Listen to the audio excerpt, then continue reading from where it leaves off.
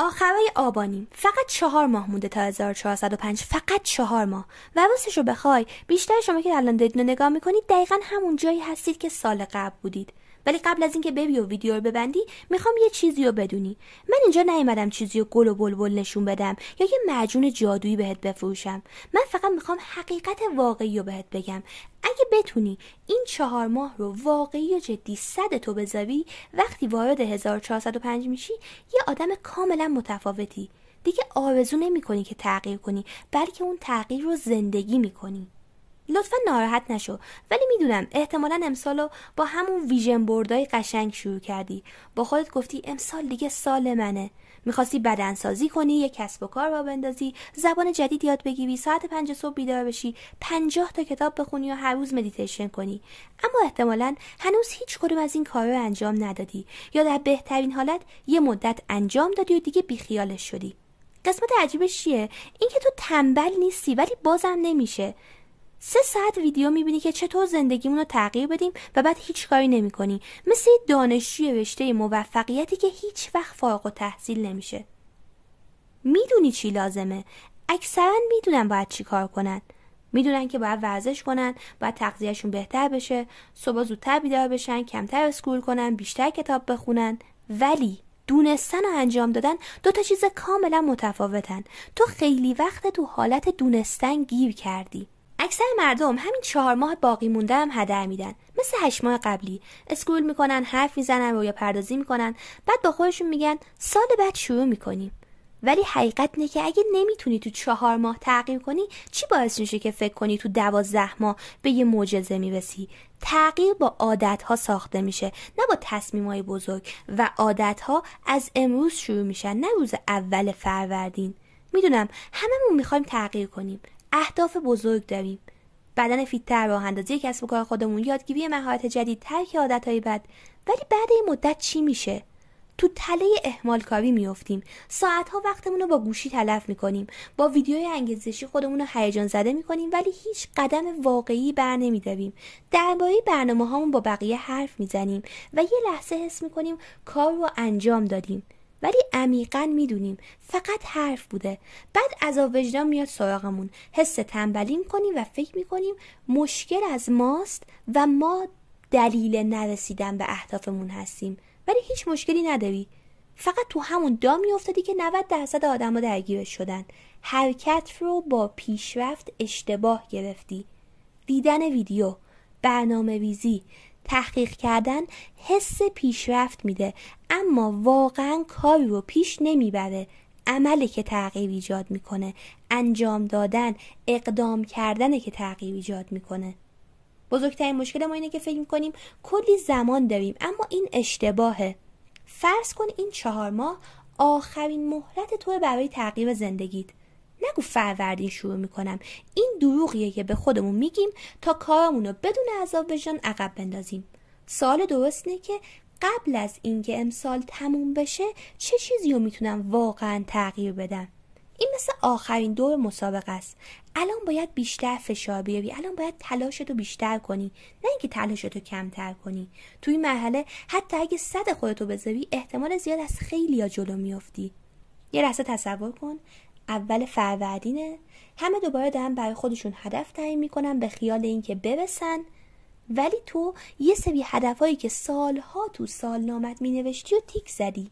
ببین احساسش فوق‌العاده است. انگار یه باری از دوشت برداشته شده و قشنگ حس میکنی که تو ماه‌ها جلوتر از آدمایی هستی که تازه میخوان از اول امسال شروع کنن. خب بذار توضیحات تئوری رو کنار بذاریم و درباره اینکه واقعا چطور این کار رو انجام بدیم صحبت کنیم. من 5 قدم کاملا واقعی و کاربردی بهت میدم تا بتونی بچسبی به این داستان و یه تغییر اساسی تو زندگیت بدی. قدم اول اینه که 1 یا 2 هدف اصلی رو انتخاب کنی. بیشتر مردم اینجا شکست میخورن. تلاش میکنن همه چیزو همزمان انجام بدن. وزن کم کنن، کسب و کار بسازن، 50 تا کتاب بخونن، قند رو ترک کنن، زبان یاد بگیرن. نه، تو قهرمان دنیای مارول نیستی. 1 تا 2 هدف ساده‌ای که قابلیت تغییر دادن زندگی تو داره انتخاب کن. مثلا رفتن منظم به باشگاه، ساختن یک کسب و کار، تنظیم ساعت خوابت. موفقیت وقتی ساخته میشه که مومنتومو نشکنی، یعنی حرکت رو به جلوی خودتو متوقف نکنی. لازم نیست رو چند تا هدف همزمان کار کنی. یه برنده واقعی روی 1 یا 2 حوزه قفل میکنه و وقتی به نتیجه میرسه اعتماد به نفسش به قدری زیاد میشه که میتونه به باقی اهدافش هم برسه. قدم دوم اینه که یه لیست از اقدامات روزانه غیر قابل مذاکره درست کنی. کارهای کوچیکی که هر روز انجام میدی بدون اینکه از خودت بپرسی انجامش بدم یا انجامش ندم. مثلا مسواک زدن. یه لیست برای خودت از این کارا آماده کن. مثلا 20 دقیقه نوشتن، 10 تا حرکت شنا، 3 ساعت کار عمیق بدون گوشی. حتی اگه بقیه روزتون به هم ریخته باشه، اگه این کارا انجام بشه پیشرفت کردی. قدم سوم اینه که برای خودت یه قانون بذار. هیچ بهونه‌ای قابل قبول نیست. هر بار مغزت خواست با بهونه گولت بزنه، یه لحظه صبر کن و بهونه رو کاغذ بنویس. از فردا شروع میکنم. امروز خستم. وقتی انگیزه دارم انجامش میدم. حالا از خودت بپرس این بهونه‌ها تا حالا بهت کمکی کرده؟ نه. بهونه‌ها دروغن. وقتی بفهمی چیان، باورشون برات سخت‌تر و سخت‌تر میشه. قدم 4 اینه که حواس پرت کن‌ها رو حذف کن. راستشو بخوای برنامه تو اونقدر که فکر میکنی شلوغ نیست. تو درگیر حواس پرت کن‌ها هستی. تو مشکل مدیریت زمان داری، کمبود زمان نداری. حواس پرت کن‌ها چیان؟ سوشال مدیا، اسکرول کردنایی که تموم نمیشه، ریالیتی شویی که تموم نمیشه. حداقل یه روز چک کن ببین چقدر از روزتو با اسکرول کردن میگذرونی. وقتی که به این عدد دقت میکنی میبینی چقدر بیشتر از اون چیزی بوده که فکر میکردی. پس برای خودت یه چالش بذار. این زمان تلف شده رو نصف کن. اینطوری قشنگ احساس میکنی 2-3 ساعت اضافی توی روزت داری. قدم 5 اینه که دستاوردهای کوچیکتو ببینی و بابتش جشن بگیری. وقتی بابت موفقیت‌های کوچیکت خوشحال میشی، خوراک دوپامین مغزت تامین میشه و جون ادامه دادن داری. یادت باشه تغییر از یه تصمیم بزرگ نمیاد، از موفقیت‌های کوچیک روزانه میاد. مثلا فرض کن هر روز فقط 30 دقیقه ورزش کنی. شاید توی روز حس کنی این زمان خیلی کمه و اتفاق خاصی نمیفته، اما اگه به مدت 30 روز 30 دقیقه ورزش کنی 15 ساعت در ماه ورزش کردی و اگه به مدت 4 ماه هر ماه 15 ساعت ورزش کنی بعد 4 ماه 60 ساعت ورزش کردی. حتی ورزش روزانه نیم ساعت بعد 4 ماه یه تغییر واقعی و ملموس تو بدن و انرژی ایجاد میکنه. پس در نتیجه کاری که روزانه کوچیک و ساده بوده بعد 4 ماه تبدیل میشه به یه پیشرفت واقعی و ملموس. موفقیت‌های کوچیک همراه با استمرار سلاح مخفی توه. میدونم این آسون نیست. روزایی هست که نمیخوای هیچ کاری کنی، روزایی هست که میخوای تسلیم بشی، روزایی هست که عادتهای قدیمی برمیگردن.